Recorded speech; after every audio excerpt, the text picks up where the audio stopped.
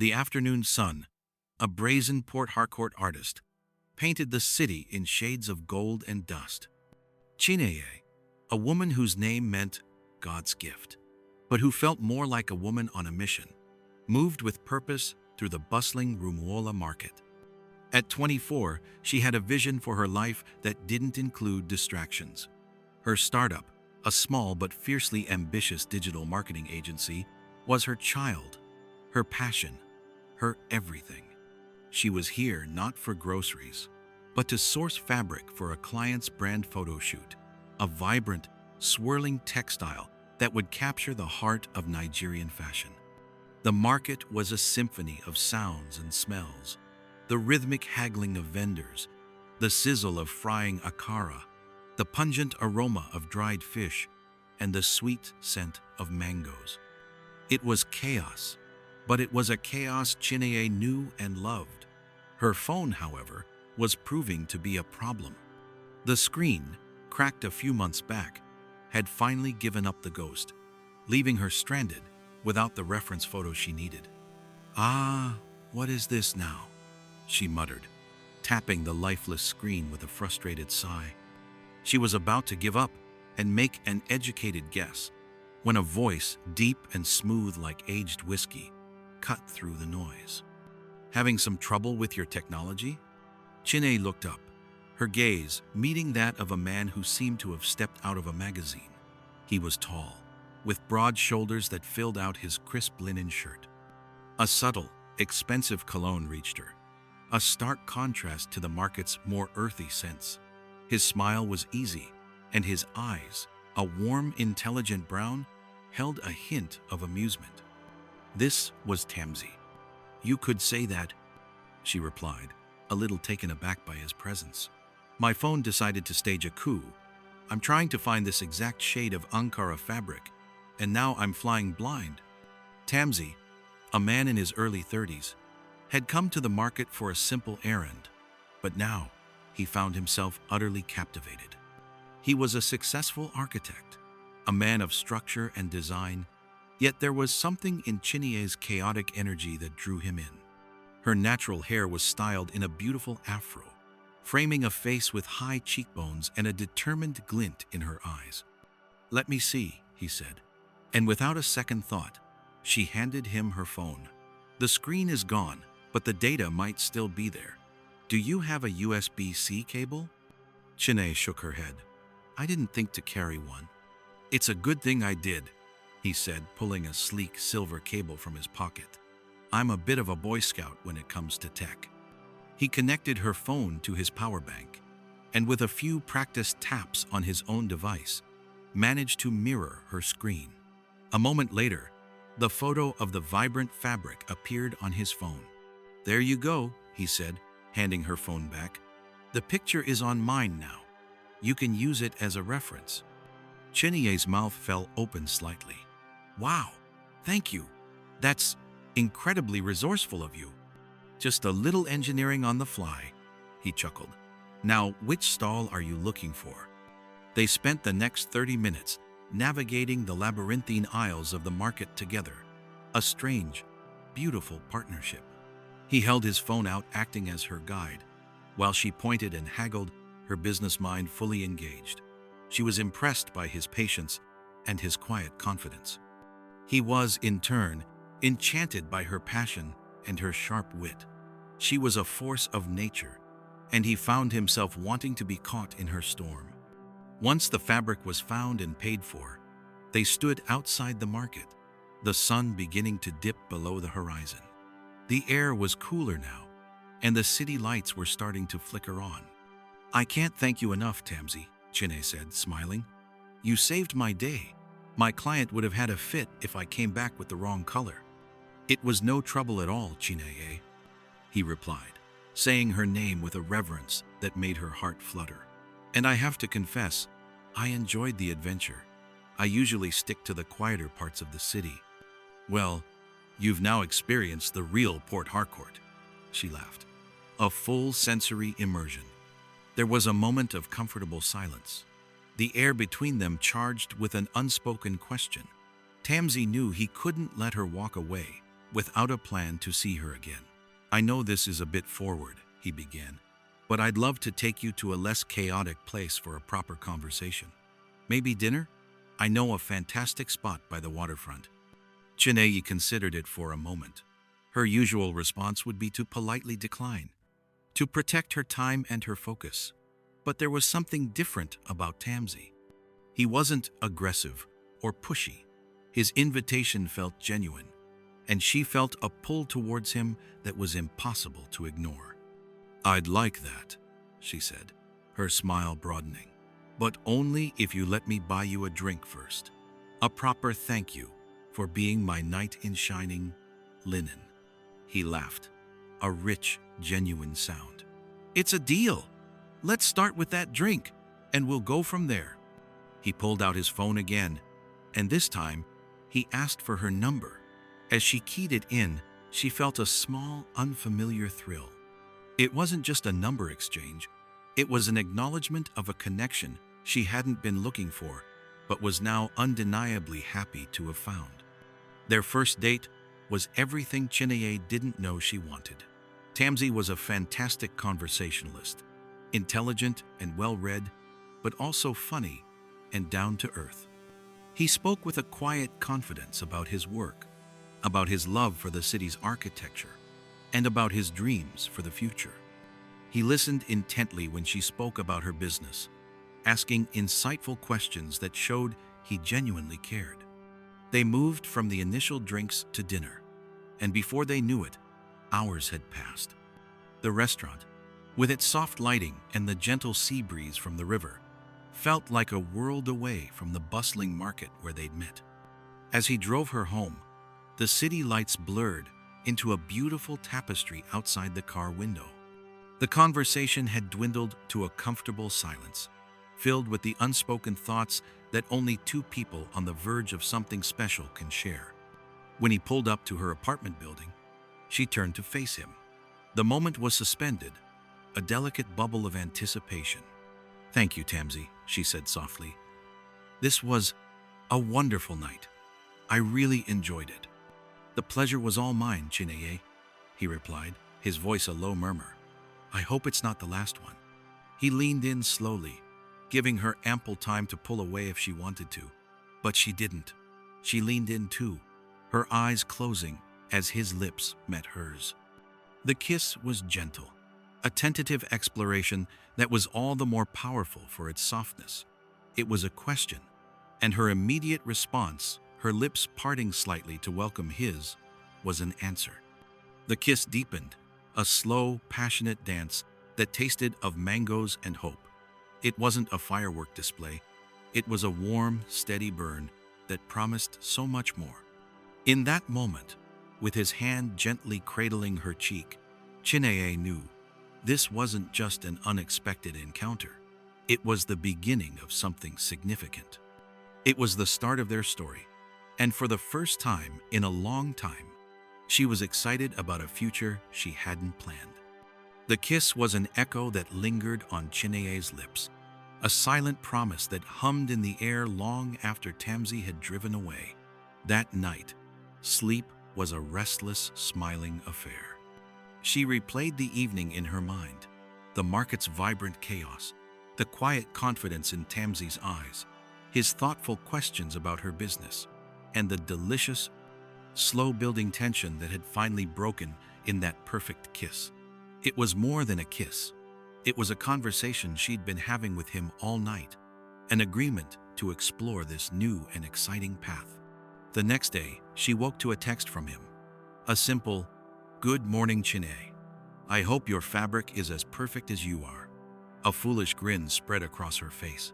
This was new territory for her. Her life had been a carefully constructed fortress of ambition and focus, but Tamsi was a gentle crack in the wall, letting in a beautiful new light.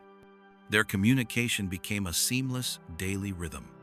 They moved from texts to long phone calls that stretched late into the night, discussing everything from their favorite Port Harcourt food spots to their biggest professional dreams. Chineye learned that Tamsi, despite his success, was a man of quiet passions. He loved reading, was a connoisseur of classic Nigerian highlife music and had a deep-seated love for the architecture of old Port Harcourt, seeing stories in the peeling paint and faded glory of colonial-era buildings. She, in turn, shared her vision for her company, her frustrations with unreliable power supply, and the joy of seeing a client's brand come to life through her work. Their second date was a week later. Tamsy picked her up, a bouquet of deep red roses on the passenger seat. "A small tribute to your vibrant spirit," he said, and the gesture felt so genuine, so him. He took her to a small, unassuming restaurant by the waterfront, a place known only to locals. The air was filled with the scent of roasted fish and the salty breeze from the river. As they ate and talked, the world outside faded away. It wasn't the setting that was magical. It was the space they created between them, a bubble of shared laughter and easy vulnerability. The conversations were no longer about getting to know each other. They were about knowing each other.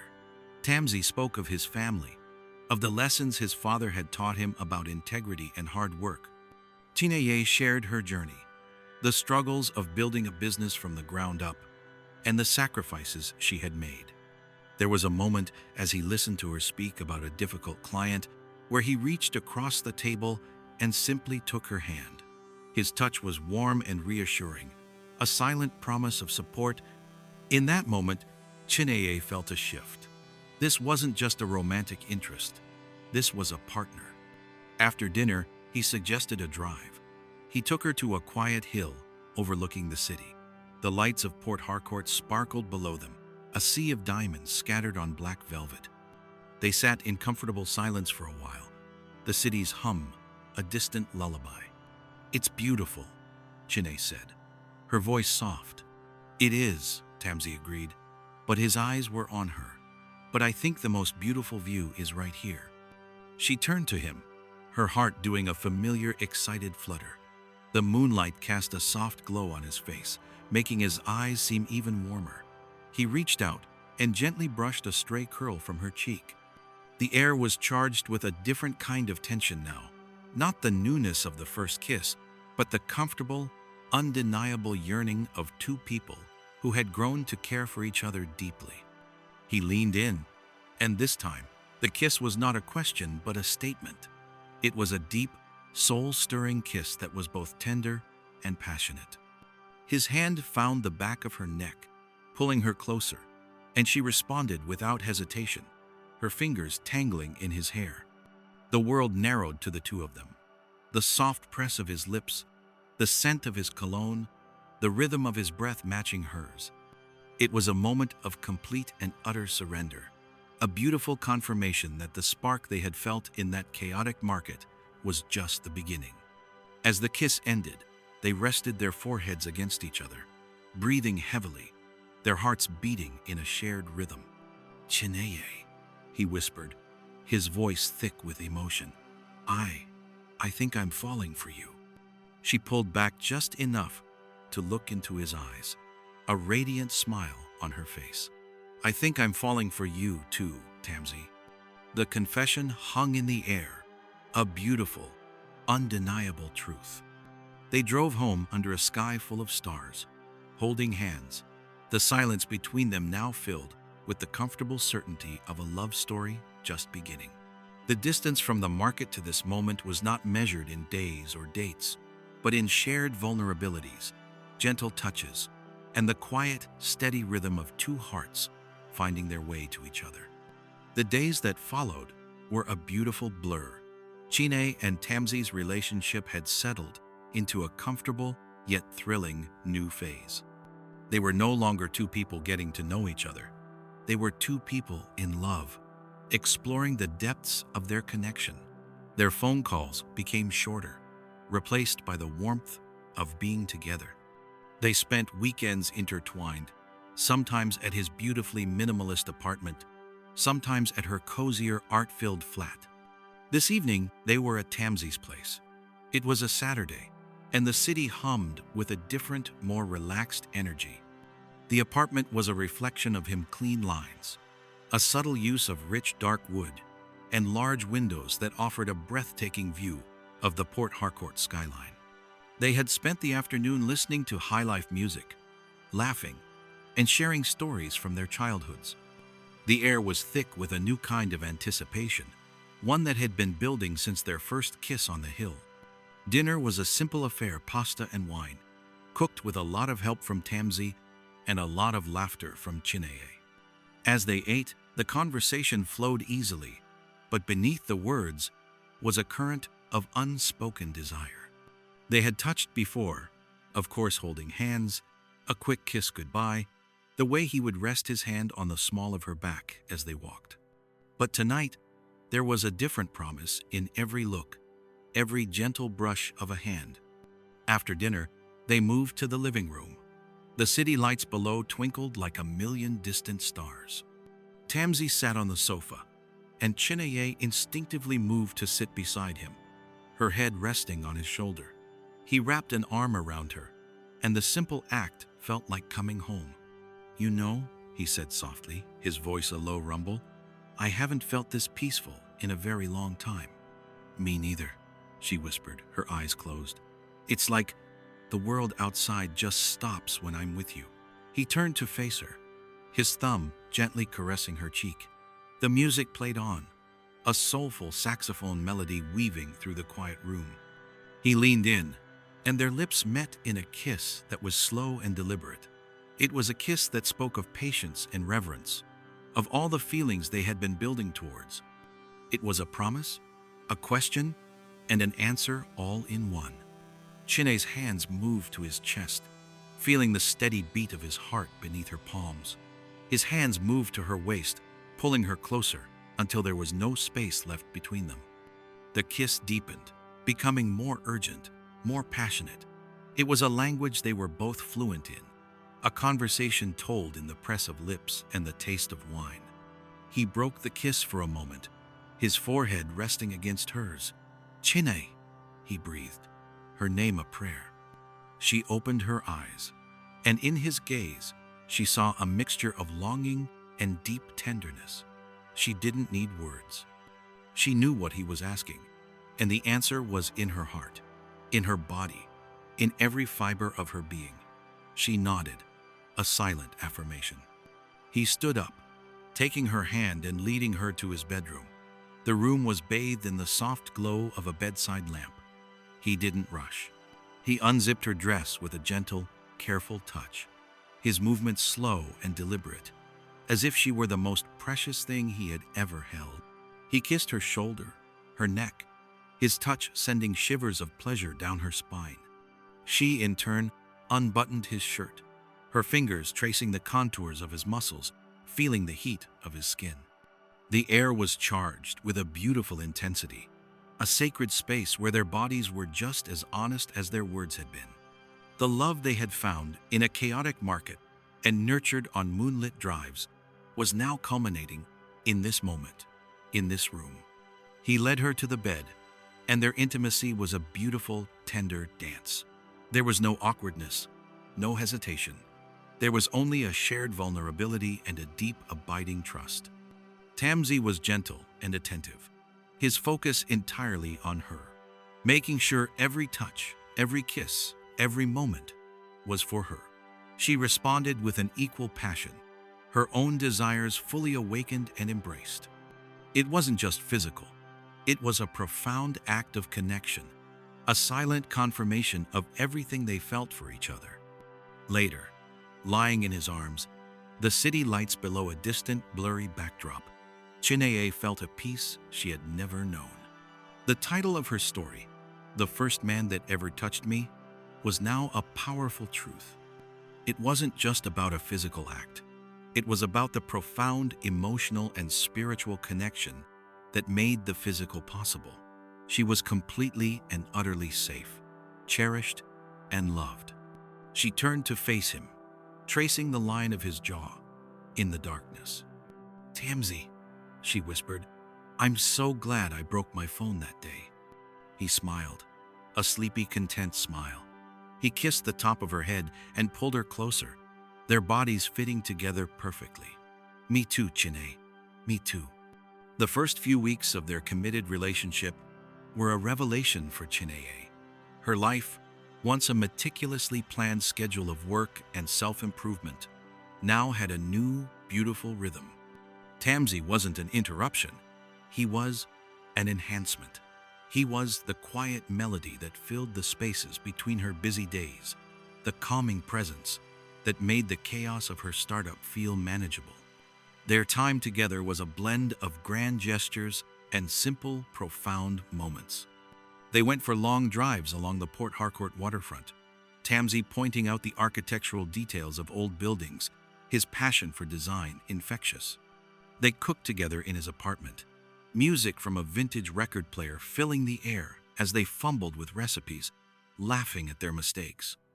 Chineye introduced him to her favorite local buka, where they ate a feast of banga soup and starch with their hands, a truly Port Harcourt experience. Tamsi, in turn, took her to an art exhibition at a private gallery, introducing her to his circle of friends, all of whom welcomed her with warmth and genuine curiosity. Their conversations deepened, moving beyond their individual stories to the shared narrative they were building.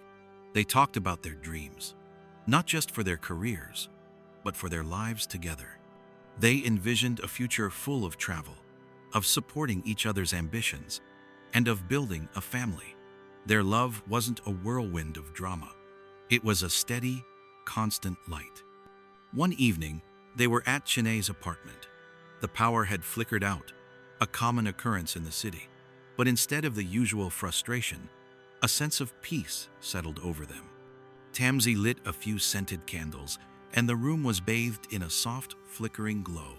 They lay on the rug in the living room, propped up on pillows, his arm around her. The air was warm, smelling of jasmine and their own intertwined scents. "This is nice," Chineye said, tracing circles on his chest.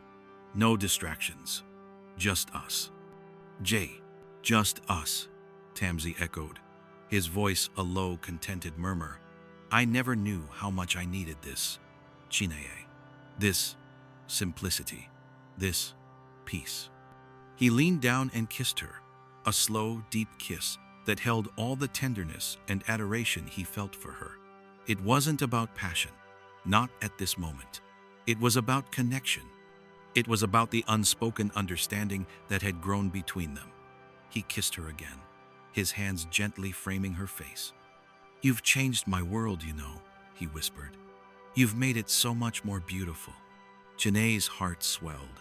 She had always been so focused on creating her own success, on building her own life, that she hadn't realized how much she was missing. With Tamsi, she wasn't losing herself. She was finding a deeper, more complete version of herself. "You've done the same for me," she replied, her voice thick with emotion.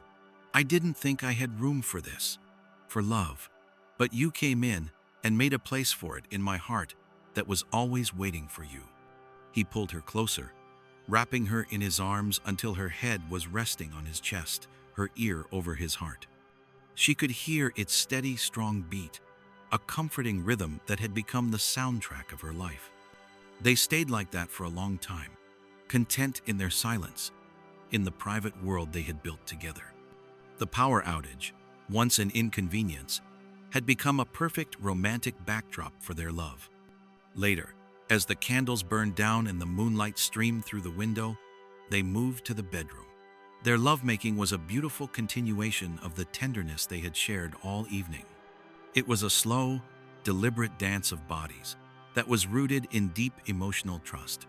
There was no rush, only a mutual desire to please, to connect, to affirm their bond. He touched her with reverence, and she responded with a passion that was both fierce and gentle. It was in these moments that they truly became one, their bodies speaking a language their souls already knew. As they lay in the afterglow, entwined in each other's arms, Chineye knew, with a certainty that settled deep in her bones, that this was it. This was her love story. There was no outside force trying to tear them apart. No family drama, no jealous friends. It was just the two of them, building a life together, brick by beautiful brick, in the heart of the city that had brought them together. Their love story had been, up until now, a serene journey. But even the calmest seas have ripples. The test of their relationship came not from an external force, but from within their own lives and the demands of their ambitions. Chine's digital marketing agency, which she had poured her heart and soul into, was finally taking off in a big way. She landed a major contract with a prominent brand, a deal that required her to dedicate almost every waking moment to it. She was electric, with a new kind of energy, a fierce determination to prove herself. But this newfound success came at a cost. Long nights at her office, canceled dinner plans, and a phone that was constantly buzzing with client calls began to create a small but noticeable distance between her and Tamzi. Tamzi, a man who valued presence and shared moments, found himself feeling a little lost. He was incredibly proud of Chine's success, but he missed her. He missed their quiet evenings, the easy laughter, and the spontaneous dates. He'd find himself waiting for her to come home, only to see her exhausted and too preoccupied to truly connect. The tension finally came to a head on a Friday night. He had planned a special dinner, grilled fish, a bottle of wine, and a new record he'd bought for them to listen to.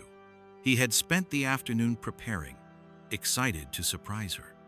But Chine, caught in the throes of a last-minute project, forgot entirely. She called him at 9 p.m., her voice thin with fatigue, to say she wouldn't be home until much later. "I'm so sorry, Tamzi," she said, her voice laced with genuine regret. "This contract, it's just demanding everything from me right now. I completely lost track of time." Tamzi's disappointment was a heavy weight in his chest. "I understand, Chineye," he said, but his voice was flat. I was really looking forward to tonight." She heard the hurt in his voice.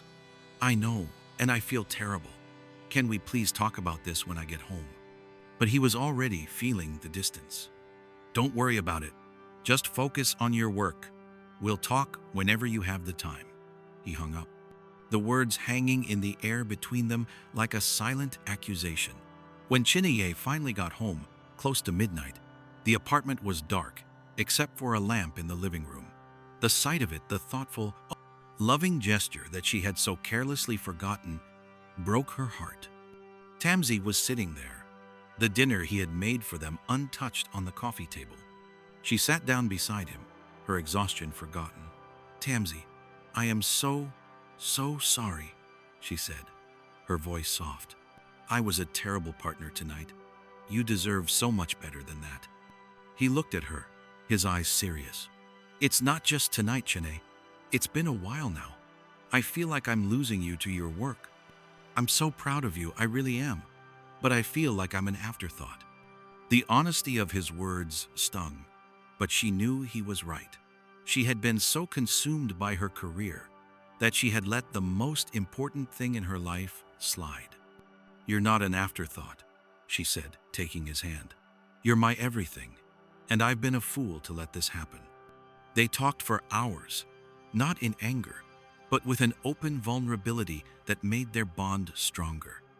Chine explained the pressure she felt, the need to succeed, but also her fear of losing the beautiful connection they had built.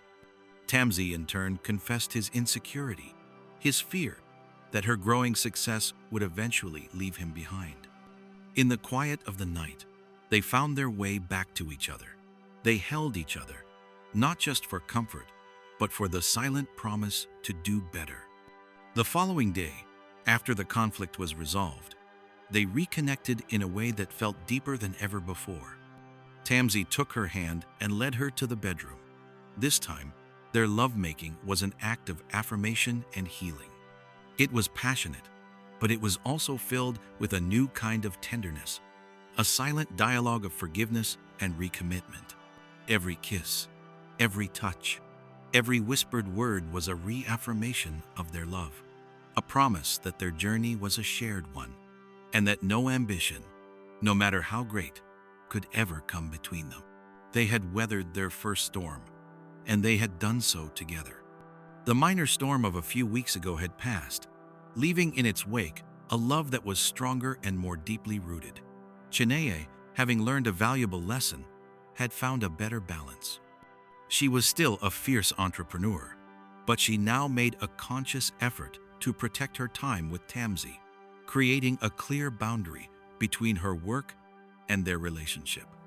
Tamsi, in turn, had learned to communicate his needs openly, his fear of being left behind replaced by a quiet confidence in the strength of their bond. Their love story had found its perfect rhythm, a harmonious blend of ambition and affection. They had weathered their first real challenge, and the experience had only solidified their commitment to each other. One evening, Tamsi took her out, telling her only that he had a surprise.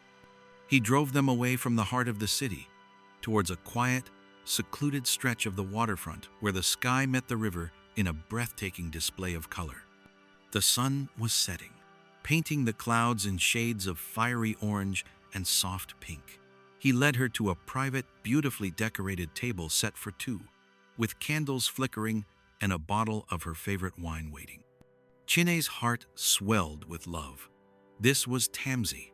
This was their love, thoughtful, romantic, and built on a foundation of shared moments. As they sat down, he took her hand, his thumb tracing the lines on her palm.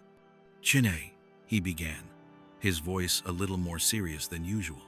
"From the moment I saw you in that market, fighting with your broken phone, I knew my life was about to change. You walked into my life like a force of nature, and you've made every single day since then more beautiful than I ever thought possible." He paused, looking into her eyes with an intensity that made her catch her breath. "You are my peace, my joy, my everything. I can't imagine a future without you in it." He reached into his pocket and pulled out a small velvet box.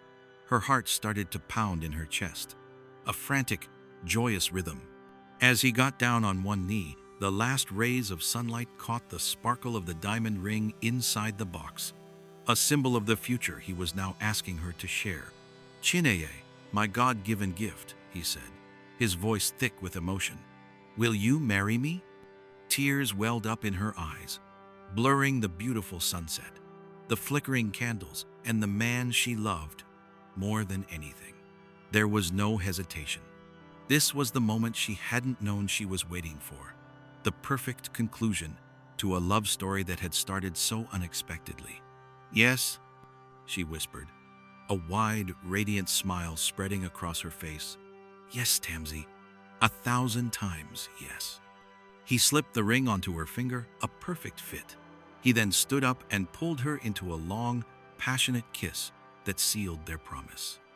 It was a kiss that spoke of their past, their present, and their beautiful shared future. It was a kiss that marked the beginning of a new chapter. They celebrated their engagement right there, under the Port Harcourt sky. They laughed and cried, reliving their story from the moment her phone broke to this very second. The moon rose, a silent witness to their love, and the city lights below twinkled in celebration.